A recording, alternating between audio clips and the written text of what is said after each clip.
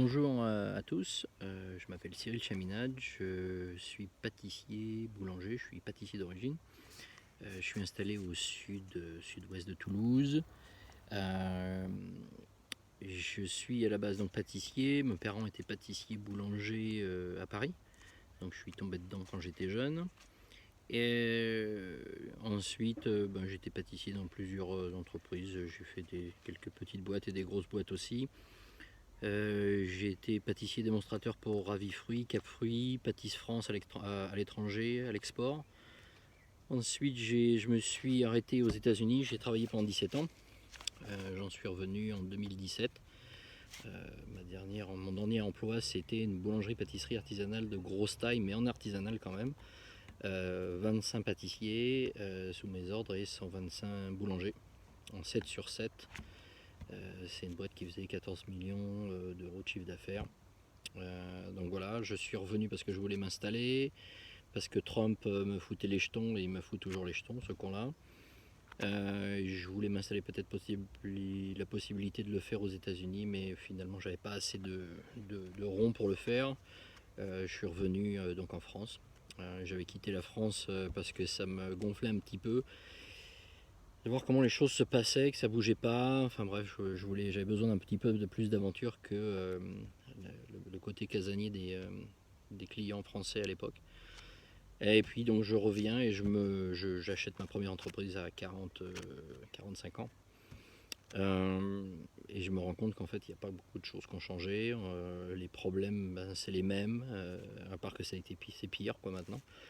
J'ai une toute petite entreprise qui fait 240 000 euros de chiffre d'affaires. Malheureusement, je fonctionne qu'avec des apprentis parce que à ce niveau-là, t'as pas le choix. C'est une catastrophe. On en est arrivé à ce point-là que tu te dis que tu peux pas, sans apprenti, tu peux pas survivre.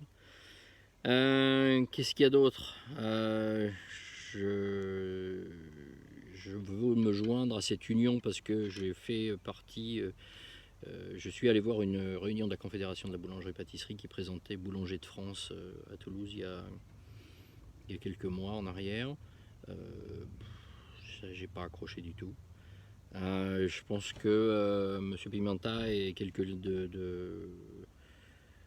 d'assez sage, quelqu'un qui est très fort éthiquement, que vous arrive pas vous les boulangers à la ceinture, mais je trouve que c'est un métier absolument incroyable que vous faites. Et je pense que ce serait bien de repartir sur des bonnes bases parce que sinon on va pouvoir travailler, on va jamais capitaliser, on va revendre nos affaires beaucoup moins, encore moins que ce qu'on peut les revendre maintenant. C'est pas normal. On bosse tous beaucoup.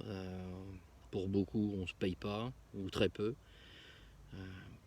C'est pas normal, quoi. C'est pas normal à notre époque, dans un pays qui aime la gastronomie et tout ça, que ceux qui bossent de leurs mains des produits simples et qui essayent de nourrir un petit peu la France dans les moments durs comme ça vient de se passer, on n'arrive pas à survivre. On est juste en train de survivre et donc voilà, et il suffit que le Covid arrive et puis ça remet tout en jeu. Moi je fais partie des quelques chanceux qui ont eu un recrue d'activité énorme. On voit pas le jour en ce moment, c'est tant mieux, j'espère que ça va rester. Pour l'instant ça reste avec le déconfinement, je fais toujours beaucoup plus que je faisais avant, donc je fais partie des chanceux. Donc voilà, qu'est-ce qu'il y a les points à traiter, je les ai marqués. L'apprentissage, c'est quoi ce programme quoi, c'est quoi ce CAP, enfin en tout cas pour le pâtissier, les boulangers, forcément j'ai pas votre expérience à vous tous, mais en tout cas pâtissier c'est une catastrophe quoi. Il y a 5 trucs à faire, ça dure 7 heures. Le but du jeu des CFA c'est de remplir les CFA quoi. Ça a été clair, on me l'a dit, hein. Il faut qu'il faut qu'ils restent longtemps dans les CFA. Le programme, je pense que le programme, depuis que l'éducation a remis la main dessus, moi je suis sorti d'apprentissage en 90. C'est à l'époque où je pense que l'éducation nationale a commencé à mettre la main dessus. Et c'est depuis, je pense que c'est pas, il manque des choses, hein. Moi, 17 ans aux États-Unis et voir qu'il n'y a pratiquement pas d'anglais, étant donné que le savoir-faire culinaire français, pâtissier, boulangerie, chocolatier, vous dites ce que vous voulez, il s'exporte très bien. Les gens sont demandeurs, les étrangers sont demandeurs du savoir-faire français, mais on ne fait pas d'anglais. C'était la même histoire en 90 quand j'ai passé mon CAP. On nous a dit, de toute façon, vous ne parlez jamais aux clients, donc ça ne sert à rien de parler anglais. Donc ça, la médecine du travail, les trucs où on vous pompe de l'argent. Voilà. On est bon, nous on est des pompes à fric. Et on se fait pomper de l'argent. Là, je sais pas si je vais pas dire son nom, mais enfin je vais pas leur dire. Voilà, donc tu payes 85 € pour quelqu'un tous les ans et ils voient le médecin du travail, ils te le disent une fois tous les 5 ans. Donc voilà, c'est déjà ça, déjà c'est de l'argent qui part. Les contrôles, les diagnostics, alors tu achètes une boîte, on te dit qu'il faut faire tout ça et puis finalement tu te rends compte que finalement la ligne de gaz qui est enfouie, en fait elle aurait dû être marquée. Et donc du coup il faut sortir toute la ligne de gaz en alu et il faut la faire passer à l'extérieur. Enfin bref, tu te retrouves avec des diagnostics en fait qui sont pas valables. Ça revient tous les ans, il faut le refaire, 285 €. Au lieu de dire, bon, à chaque fois que vous faites un changement électrique, un changement de plomberie ou de structure, vous le dites et à ce moment-là, quelqu'un passera. Mais là, c'est automatique, c'est 285 € qu'on prend. Qu'est-ce qu'il y a d'autre? Pour moi, c'est important, la fermeture hebdomadaire. Okay, les préfets qui font respecter ou pas. Je sais que c'est un sujet qui est assez tendu pour tout le monde. Moi, j'ai perdu... donc je fais pas beaucoup de baguettes, je fais 240 000 € de chiffre d'affaires, c'est beaucoup du pain, je fais du chocolat, de la glace et des gâteaux, mais moi j'ai perdu un restaurateur parce que je pouvais pas ouvrir 7 jours sur 7. Voilà. Donc c'est un collègue, concurrent, qui a ouvert 7 sur 7. Alors quand c'est arrivé, quand je suis arrivé et que je voyais que c'était du 7 sur 7 partout, j'ai téléphoné à l'inspection des fraudes. Ils m'ont pas répondu, j'ai envoyé multiples lettres et puis finalement ils ont réussi par en répondre et puis ils ont envoyé quelqu'un, puis cette gentille dame m'a dit très poliment qu'elle faisait son boulot, qu'elle allait les voir, qu'elle leur mettait des procès-verbaux et qu'ils les payaient jamais. Et puis à la fin du rendez-vous, elle m'a dit puisque je vais là, je vais vous contrôler vous. Super, génial. Qu'est-ce qu'il y a d'autre? Moi je me rappelle du prix du pain. Le pain était, il y avait un prix. Alors est-ce que c'est un moyen? Je ne dis pas que c'est le moyen, mais est-ce qu'il y a quelque chose comme ça où on pourrait se défendre contre les 4 plus 4, les 5 plus 5, ou je ne sais pas, tu achètes un croissant et je te remplis ton congèle de pain pour l'année, je ne sais pas du tout, mais en tout cas il faut trouver un truc. Et les Marie Blachère, ils sont là, ils vont rester, les grandes surfaces vont faire du pain. Mais par contre, il faut qu'on arrive c'est trop tard, le dommage a été fait, mais il faut qu'on arrive à trouver un moyen de protéger ce qu'on peut encore protéger. Il y a encore des décrets. Donc voilà, qu'est-ce qu'il y avait d'autre? J'avais marqué des trucs. Les MOF, alors les MOF, je sais pas, je suis très perplexe sur ça. Les MOF à l'étranger sont très respectés, ils arrivent en France, je sais qu'ils ont besoin de gagner de l'argent comme tout le monde, ils ont travaillé très dur pour avoir leur MOF, mais bon, est-ce que tu es obligé de te vendre? Est-ce que vraiment c'est une obligation maintenant de nos jours de plus avoir de moelle épinière, quoi. Enfin bref, tu trouves un deal, c'est des galettes, tu mets ton nom sur une galette, tu mets ton nom sur ci, tu mets ton nom sur ça. Bon, enfin bref, ça, la rentabilité des affaires, à Paris peut-être où ça se vend à 100% du chiffre, voire plus, mais là j'ai vu sur Passion Boulangerie, quelqu'un anime, il fait 250 000 € de chiffre d'affaires, il avance 170. Donc finalement, on peut même plus capitaliser, donc tu gagnes pas d'argent à la revente, t'en perds. Pendant que tu es installé, tu essayes de te payer, mais finalement tu peux pas te payer. C'est quoi l'avenir pour les patrons? C'est quoi l'avenir pour les employés qui vont racheter nos entreprises? Il faut trouver un moyen. Personne ne veut nous prêter, on est sur la liste rouge parce que forcément on ne gagne pas d'argent, donc pourquoi les banques vous nous prêtez de l'argent?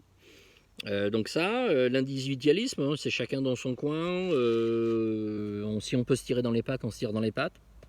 Donc les gens sont persuadés que tout seuls ils y arriveront plus. C'est dommage. Les meuniers, il faut qu'ils fassent leur blé, c'est le cas de leur dire. Ils font la marge sur les petites entreprises, sur nous, sur les boulangers-pâtissiers, et ils font du volume sur les biscuitiers et tout l'agroalimentaire. Après, est-ce qu'il y a moyen de les inclure, de leur faire comprendre qu'on a besoin d'aide, mais à côté de ça, eux, ils ont des marges aussi. Ils vont pas refuser un biscuitier qui va leur prendre je ne sais pas combien de quintaux en une seule fois, un semi-entier. Faut les comprendre aussi, mais est-ce qu'il y a moyen de faire quelque chose? Je ne sais pas. L'évolution d'achat des clients, ça a changé. Moi, en 17 ans, j'ai vu une génération à l'époque, quand je suis parti, par rapport à ce qu'elle est maintenant, je veux ces générations McDo Picard. Je veux quelque chose où je veux aller quelque part où c'est prêt. C'est prêt. Moi, j'ai des clients qui me disent, moi, il me faut un entremets, 10 personnes, c'est pour quand? C'est pour ce soir. J'en ai pas. Mais pourquoi vous êtes bien pâtissier? Je dis oui, mais moi, je ne peux pas mettre un entremets de 10 personnes tous les jours en vente. Si vous n'allez pas venir, je le mets à la poubelle, c'est clair. Donc on est vraiment sur ça, et les gens veulent l'accès le plus rapide possible. Le parking c'est énorme. Moi, je suis sur une route, c'est de la zone bleue. Il n'y a pas de place de parking parce que la municipalité s'en fout complètement. Donc moi, j'ai des clients qui me téléphonent, ils me disent, tu me gardes pas mon pain parce que je suis passé devant chez toi et je peux pas m'arrêter. Et même s'il y a un parking à 200 mètres, ils vont pas faire 200 mètres pour une baguette. Qu'est-ce qu'il y avait d'autre? Je crois que c'est tout. Voilà, moi je connais pas personne du groupe. Voilà, moi je pense qu'il faut faire quelque chose. Il faut le faire pour nous, il faut le faire pour le métier si on l'aime encore. Il faut le faire pour nos gamins. Moi j'ai pas envie que ma fille achète son gâteau de mariage dans un supermarché, même si peut-être qu'un jour ils les feront. Ça me ferait chier quand même. Même s'il y a des pâtissiers dans les GMS. Voilà, je pense qu'il faut le faire. J'ai mis de l'argent sur la cagnotte et tout ça. Je vais payer ma cotisation dès qu'il y en a une. J'espère que ça va sortir du trou cette union et que les gens vont se bouger. C'est bien gentil d'être derrière les réseaux sociaux, d'être sur les trucs, mettre vos croissants, les machins, les trucs, les bitules. Mais si on ne s'allie pas, on n'ira à rien, quoi. On va gagner de moins en moins. Donc voilà, je sais que c'est un petit peu la génération met la tête dans le sable, on attend que ça passe, mais le problème c'est qu'on a le cul en l'air depuis une vingtaine ou une trentaine d'années, et puis qu'à chaque fois qu'il y en a un qui passe, il nous en met une dans le cul. Donc voilà, j'espère que tout le monde va se bouger, que voilà, il faut qu'on arrive à sauver ce métier, parce que sinon on est mort, quoi. Et pour l'instant, il y en a beaucoup d'entre nous, on travaille pour rien. On serait mieux salarié sûrement. Voilà. Moi je me plains pas parce qu'avec le Covid, ça va mieux, mais voilà, il faut qu'on arrive à faire quelque chose, il faut sortir, il faut se donner du mal, il faut s'engueuler, il faut s'aimer, il faut échanger, il faut se soutenir et tout ça. Voilà. Voilà. Merci à tous, au plaisir.